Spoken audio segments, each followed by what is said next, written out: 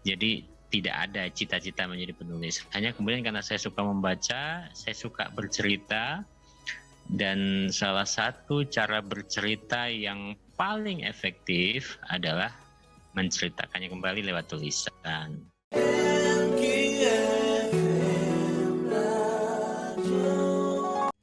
92,3 MKFM Jogja. Kembali lagi sahabat MK di program Kisah Inspirasi bersama Mas Tasaro Gika. Dan untuk sahabat MK yang masih ingin bertanya ya, masih ditunggu di 081578600923. Selain itu sahabat MK juga bisa menyaksikan siaran langsung live streaming ya di YouTube MKFM. Nanti dicari di YouTube MKFM Jogja, langsung nanti ada live streamingnya di situ. Nah, kemudian kembali lagi bersama Mas Tasaro yang masih bergabung bersama kita ya. Masih bergabung Mas Tasaro? Iya, pasti. Baik. Nah, kalau tadi Mas Tasaro bercerita ya, tadi kalau sebenarnya awalnya itu adalah menjadi wartawan ya setelah lulus kuliah. Yeah. Nah, kemudian yang membuat Mas Tasaro ini memutuskan untuk beralih menjadi seorang novelis itu apa, Mas? Sebenarnya passion saya itu memang lebih ke bercerita ya. Jadi saya kuliah jurnalistik di Jogja, kemudian magang sempat di Radar Jogja. Kemudian setelah itu ya, di Jawa Post Group ya. Belum sampai selesai saya ke Bogor juga untuk PKL magang begitu. Dan akhirnya di sana diterima menjadi wartawan. Nah, ketika seorang wartawan itu kan harus menguasai semua tipe ini ya, reportase. Tapi memang yang membuat saya enjoy selalu adalah menulis feature namanya. Feature itu adalah tulisan khas. Jadi kita menulis hal yang ya mungkin ringan, lebih bercerita seperti orang mendongeng gitu ya. Jauh dari tema-tema yang keras, yang politik dan lain sebagainya gitu. Nah, dan itu sangat beririsan dengan novel gitu, fiksi. Bedanya hanya kalau jurnalistik feature atau soft news itu adalah produk non fiksi, sedangkan kalau novel adalah fiksi. Nah, karena saya enjoy, saya sangat menikmati menulis cerita, itu lahirnya pada tahun 2004 saya mulai menerbitkan buku pertama saya, judulnya Samita, itu cerita tentang Majapahit akhir. Saya masih wartawan, saya masih bertugas waktu itu. Tapi akhirnya setelah meyakinkan diri dan memang karena saya orangnya kalau sudah satu titik yang mungkin tidak bisa naik lagi itu, akhirnya saya memutuskan untuk keluar. Jadi saya nggak senang di zona nyaman gitu. Dan akhirnya saya keluar, saya masuk ke penerbitan buku, saya menjadi editor, editor buku sekaligus menulis novel. Dan itu berlangsung 5 tahun juga. Setelah 5 tahun akhirnya saya memutuskan untuk full menulis saja. Jadi 2010 saya keluar dari penerbitan buku dan hanya menulis terutama novel. Tapi saya menulis non fiksi juga ya.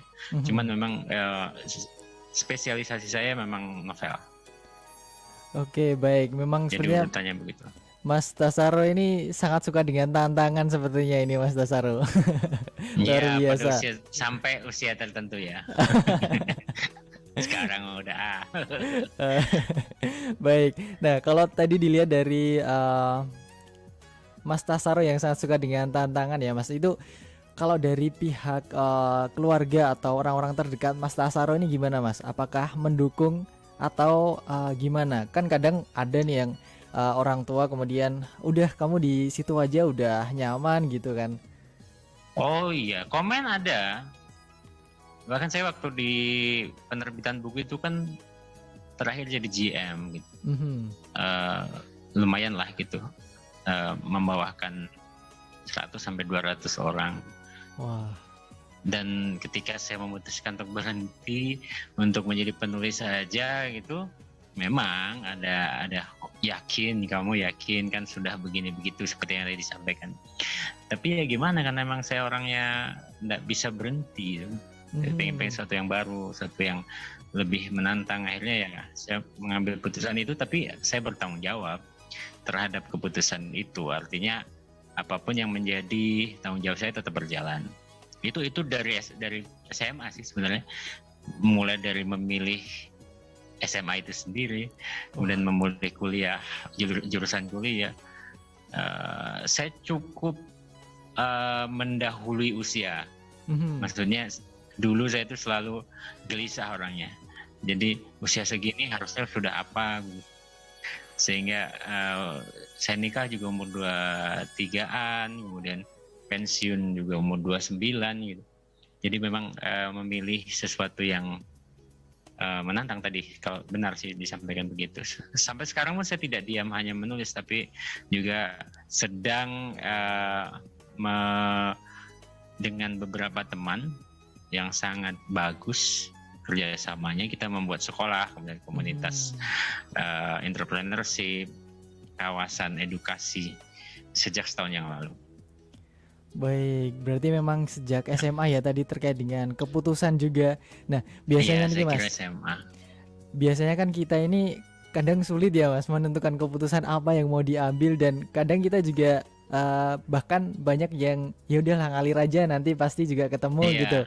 Nah, kalau dari Mas Tasaro sendiri nih, siapa tahu kita juga bisa mengambil inspirasi dari Mas Tasaro terkait dengan sebenarnya apa hal-hal yang kemudian Mas Tasaro dasar apa yang kemudian membuat Mas Tasaro mengambil keputusan-keputusan yang sudah diambil gitu.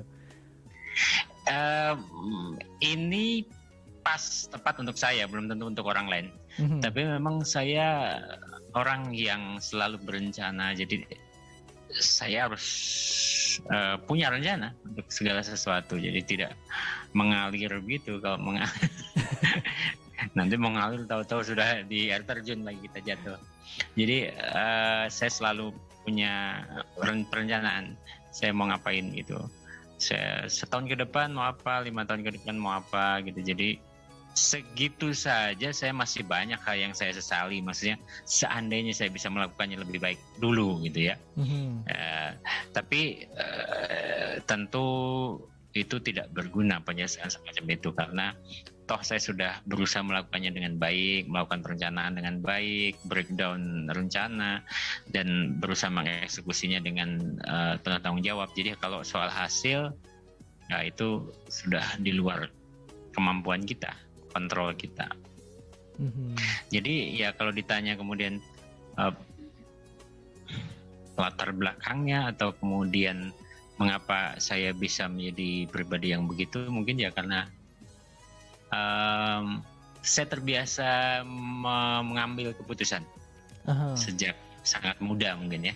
Jadi waktu SMA itu ya, ibu saya kan single parent, jadi saya berusaha untuk sesedikit mungkin untuk membebani.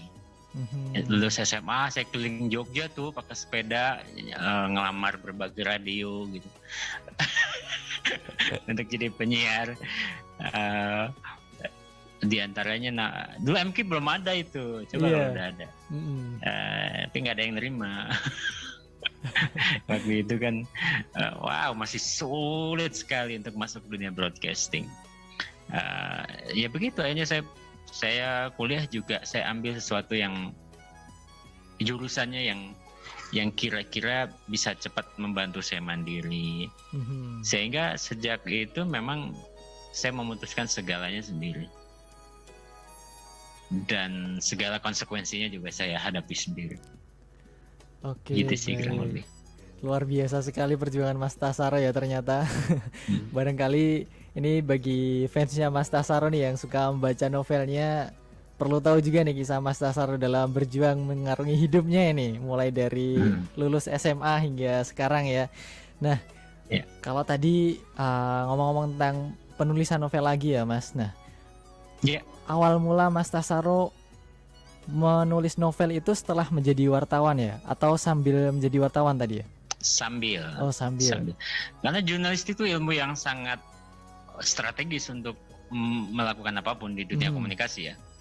Mau buat menulis, mau buat public speaking, mau buat investigasi, semuanya diajarkan di jurnalistik. Berarti di situ Mas Tasaro menulis novel itu sambil bekerja. Nah, ini untuk sahabat MG, siapa tahu ada yang pengen nulis tapi masih ada kerjaan tetapnya nih Mas. Siapa tahu Mas Tasaro bisa membagikan juga nih. Gimana cara membagi waktunya? Iya, di Indonesia ini justru sangat sedikit penulis yang full time writer, yang betul-betul setiap hari hidupnya memang untuk menulis gitu. Sedikit saya rasa enggak sampai 20 mungkin. Karena sebagian besar masih menyambi, masih punya pekerjaan tetap kemudian itu untuk hobi dan penghasilan tambahan misalnya ya. Hanya beberapa yang benar-benar memang hidup sebagai full time writer. Nah, kalau soal tips, saya rasa kalau kita sudah mencintai sebuah topik nih, saya pengen banget cerita tentang itu tuh, maka waktu itu bukan halangan. Ketika saya masih bekerja lah, kemudian saya menyelesaikan buku-buku saya yang ya bagi orang lain mungkin agak tidak percaya gitu. Mungkin bisa Google ya, buku saya Tetralogi Muhammad itu ada 4 buku, satu bukunya 500 sampai 600 halaman, dan saya menyelesaikannya itu di sela rapat. Jadi setiap hari saya bawa tas yang isinya buku-buku referensi dan laptop. Kemudian kalau rapat, karena posisi terakhir saya dulu adalah manajemen, sehingga isinya rapat melulu gitu, dan antara rapat itulah saya menulis. Sebulan selesai kok satu buku. Wah, 600 halaman lah. Luar biasa Mas Tasaro ini. Jadi tidak ada hubungannya antara kepadatan kesibukan dan lain sebagainya. Justru ketika saya full time writer dari 2010 menemukan momentum menulis itu ya justru susah. Seperti sekarang saya untuk menulis lagi, butuh sebuah mood yang pas. Harus pas betul. Padahal setiap hari tidak ada kesibukan rutin ya, meskipun saya mengelola sekolah, tapi saya tidak punya rutinitas di kelas dan lain sebagainya. Jadi yang penting passionate dulu, kita punya rasa greget terhadap sebuah topik. Sama aja lah ketika semua orang bercerita kepada orang lain dan dia senang banget dengan apa yang dia sedang ceritakan. Kalau bisa jadi ngomongin bola gitu, atau ngomongin politik, atau apa sekarang yang lagi seru, punya artis apalah, pasti orang akan senang banget untuk bercerita dan nggak habis-habis. Nah, kita harus menemukan topik yang memang benar-benar kita greget into it, kemudian ingin bercerita kepada orang lain. Kalau sudah begitu nggak ada halangan.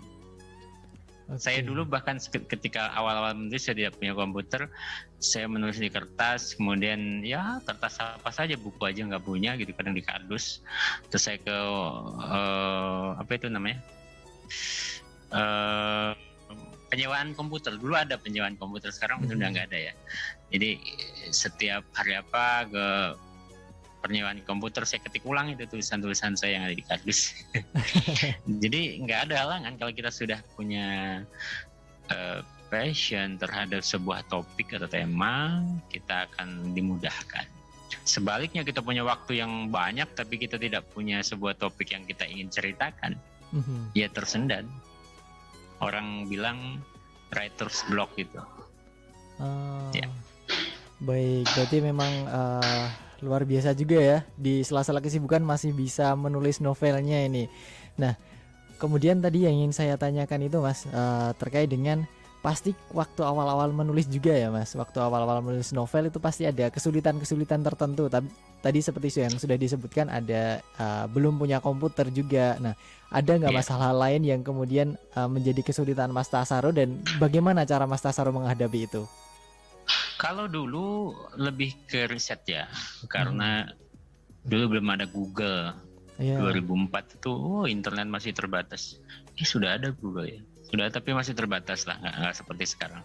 Maksudnya dulu belum sebanyak sekarang publikasi bisa diakses lewat Google. Publikasi maksudnya riset-riset ya, makalah-makalah yang bisa dipertanggungjawabkan gitu. Bukan sekadar tulisan orang yang tidak bertanggung jawab. Sehingga riset menjadi sesuatu yang sulit dulu. Sedangkan karena novel saya itu novel kebanyakan novel sejarah, berlatar sejarah, jadi saya butuh riset yang memang sangat dalam gitu. Dan menemukan buku yang tepat tidak mudah waktu itu, masih harus ya datang ke perpus belum tentu tepat juga, kemudian belum tentu dapat sudut pandang yang kita inginkan. Beli buku juga terbatas. Tapi hari ini kan beda ya, Google sudah menyiapkan semuanya, bahkan ada perpusnas dan lain sebagainya, sehingga kita tinggal punya sebuah topik yang kita pengen ceritakan, kita tinggal mencari referensi yang tepat, yang bertanggung jawab tentu, yang tidak ditulis asal-asalan, dan itu membantu sekali kalau bagi saya untuk menyusun benang merah dari keseluruhan cerita yang ingin saya sampaikan. Baik. Itu sih riset. Berarti memang waktu awal-awal menulis memang riset menjadi salah satu tantangan tersendiri ya, Mas? Ya. Satu lagi memang kedewasaan. Itu sangat berpengaruh. Jadi penulis itu sama dengan seorang filsuf, karena dia harus mempertanggungjawabkan apapun yang dia tuliskan. Kemudian seorang penulis itu harus berdiri di posisi netral. Dia harus punya pengendalian emosi yang bagus. Jadi saya merasa sekali kalau saya membaca tulisan saya umur 20-an awal, 30-an awal itu jauh sekali karena ada pengendalian emosi yang berbeda. Ya, apalagi sekarang saya memang memilih topik-topik yang cukup berat, misalnya yang sekarang sedang terbit itu Al-Masih, jadi tentang Yesus Kristus, dan itu berat banget kalau kita tidak punya pengendalian emosi yang baik, karena itu kan berbicara tentang Isa alaihissalam dalam berbagai sudut pandang agama. Ya. Baik, berarti salah satu tantangannya adalah riset, dan tadi kalau Mas Tasar sempat bercerita juga itu adalah cara mengambil sudut pandang juga ya, Mas. Nah, ya, kedewasaan. Tadi saya juga sempat membaca nih, Mas, terkait dengan Mas Tasar, katanya waktu menulis itu sempat kehilangan 6.000 teman gitu ya, Mas, di suatu komunitas penulis. Apakah ini juga berkaitan dengan penulisan yang ini atau apa, bisa diceritakan juga? Sebelumnya.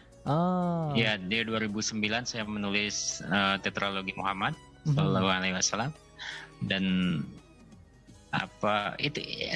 itu berita itu yang dibaca tadi adalah sebuah konklusi dari sebuah acara di Jawa Timur, seingat saya, di sebuah pesantren gitu.